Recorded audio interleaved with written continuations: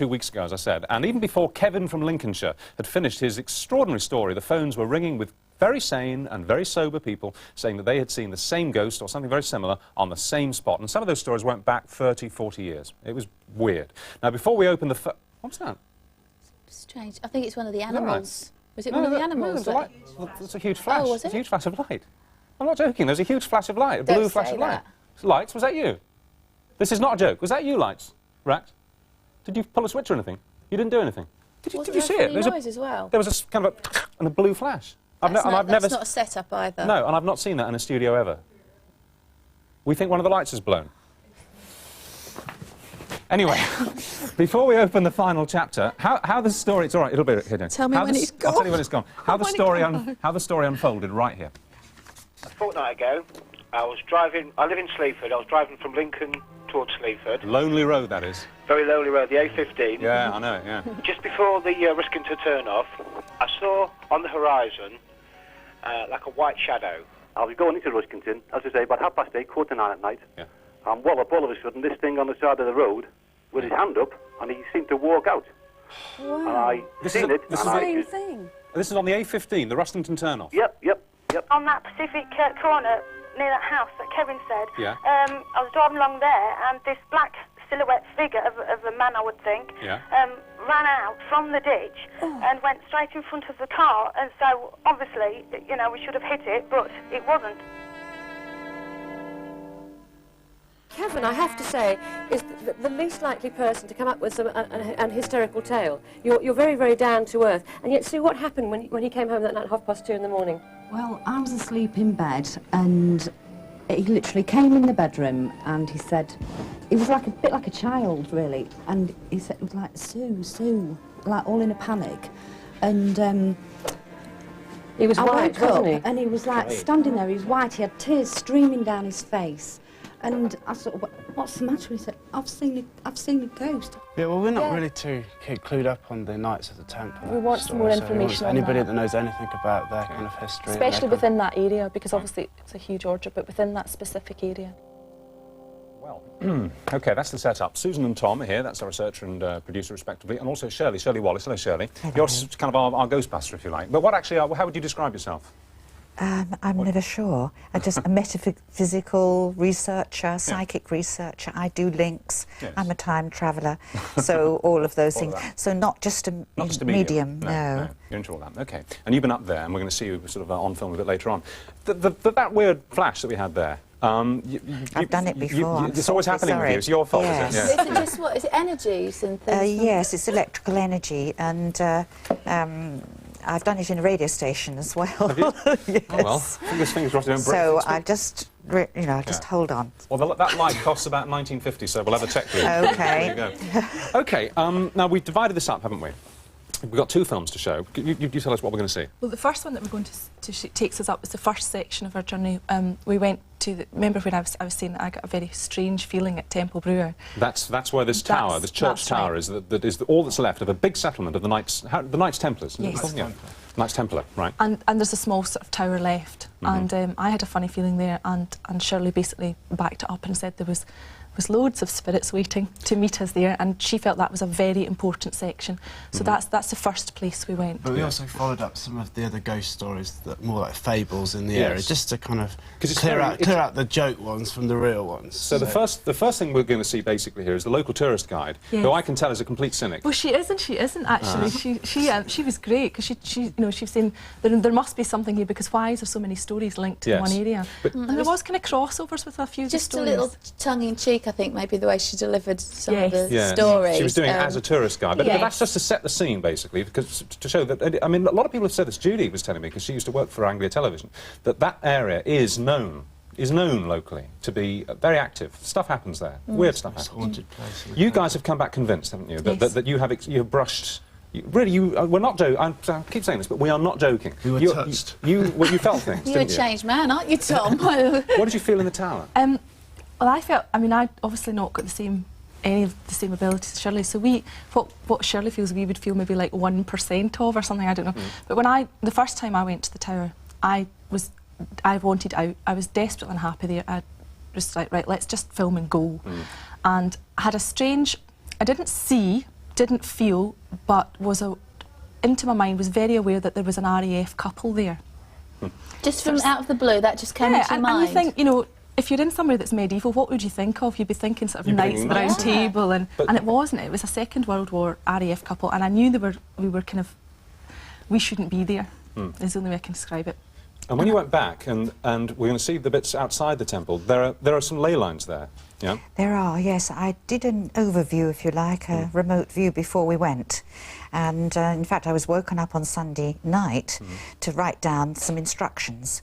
And it was regarding the four corners of the tower. And you actually found that the ley lines converged in the tower? And of course, when we got there, and I didn't have to do that dowsing bit, and it was found these four corners were particular. And they met in the tower? And they met right in the centre. So it had been built? So the Knights Templar, your theory would be that they knew all about the ley lines and they put the tower right there. And it was an energy spot, you think? To recharge at the end of it. Spiritually recharge? Yeah, but go and stand in the middle and recharge. Because we should say, you asked for an appeal about the Knights Templar, and we learnt a bit about it. I mean, they were very mystic. And they was alleged to have returned from the Holy Land with all sorts of secrets and stuff, which they kept and was part of their order, right? Well, it was actually one of the knights that you had feelings from, wasn't it? The interesting thing about it is that it was a Knights Templar place, but I think, and I didn't know until we'd got there, that it was shifted on to a Knights Hospitallers. Oh. And that was rather interesting because the cross that was given to me was a St. John cross, as we know. And it was this energy, this being, this knight, that came to you, that visited you. All right. Let's get on to the film. And the bits that we see later after this kind of quick tourist guide around the area, which is a bit of a joke. You're holding the dowsing rods, which our dowser, what was he called? Julian. Julian. Yeah. They were twitching, and he was right, there's a ley line, and there's another one. And you thought, oh, sure. And you took hold of these things. Tell us. It was really, because obviously you're just looking at somebody holding two rods in front of them, and you think, sure. Move them in yourself.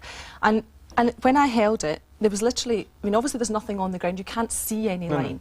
But as soon as he got to the point that they moved in, they crossed. You felt them in your hand moving? Oh, yeah. You see, they move. Obviously not so dramatically with me as with somebody but you felt it? And I didn't move it, it wasn't, it went against the prevailing wind. The wind was coming this way, and it went out. And when you went in the tower, one more thing, the camera does pan up and show the tower itself, and it doesn't pick up the shot because it's too dark. There's a pentangle. There's a cross. It's a cross, a big cross, and that's actually mirrors where the ley lines are. So they were very aware of it when they were built. A big wooden cross. It's built into the masonry. Yeah, it's almost like the structure, the actual main structure. Unbelievable. I think it's about time that we went to see what went up in Lincolnshire. Part 1.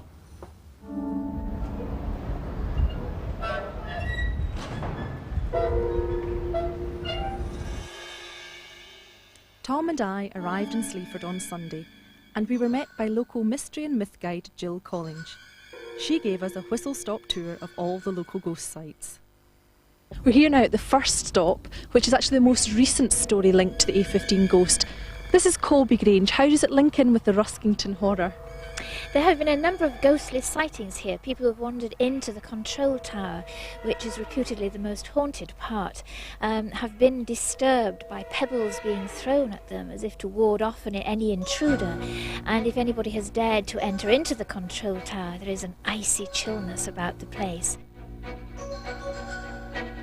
Now, in an area full of ghost stories, this has to be the spookiest tale yet. Tell me all about this one, Jill. This is a story of a girl called the Metheringham Lass. Some evenings when you would be travelling along this road, you will be stopped by a young girl. She's wearing a greenish mac and a grey headscarf. And as you speak to her, she asks you to go and search for her fiancé who's had an accident on his motorbike. And as you turn round to ask the young girl where her fiancé is, all you then see is a scarf with a skull and 2 empty eye sockets and the strange smell of putrefaction. Well, this is a very strange location, much less mystical than the other ones you've brought us to, but apparently this has really strong connections to our ghost story. The heathland was dominated by a wicked witch called Old Meg, who had her hovel near this site. And one of the knights living in the area, called Abner, decided that he was going to rid the area of the wicked witch. And so one day he came on his old blind horse Bayard and knocked on the door of the hovel. The witch answered, and as she opened the door, he smote off her breast with his sword. In such fury, she leapt on the back of old Bayard. The horse, in fear, leapt way up into the sky, and as he did so, Abner smote the witch with his sword and pierced her heart, but unfortunately also killed Bayard. But proof of Bayard's leap into eternity can be seen here on the 4 horseshoes that he left behind him. By Monday, we'd brought together a ghost-busting team of Shirley Wallace and dowser Julian McKerricker. Shirley has already been in contact with spirits at Temple Bruer and is very keen to get ghost-busting. The Templar knight who I saw was a night hospitaller, and he was the guardian of the place, and it seemed that that place was a vortex which was a doorway into other dimensions. I'm still getting Can you feel it? Heat on your face, like... Through Temple Bruer was a band of what I classify as negative energy, which is most uncomfortable if you stand on it. If I stand on it for any time at all, it gives me a splitting headache. But it was very interesting that after we had been into the tower and had released the earthbound occupants that I classify them from there, the negative line had disappeared completely, and the temperature in the place had changed. I can just feel my fingers are tingling on my toes.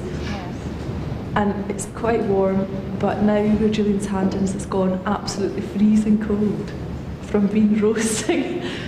We are not alone here, by the way. There are a lot of us in here. I've got about 19. 19? People. I just have a little moment here with them. May all thought forms, any soul fragments, traumatic events, memories, and restless spirits now move into this column. So when I started out, the knight was waiting for us when we arrived. I know it sounds crazy, but that's what I saw. And he touched you all with his sword in thanks, because he was the guardian of this place and watching over it until the time came that somebody should come and relieve it. And it has happened that we have been drawn together to do this little job. Now, what you can't film is what you feel, what you see in your mind. What did you when she was giving that little incantation there? The up and the away, yeah.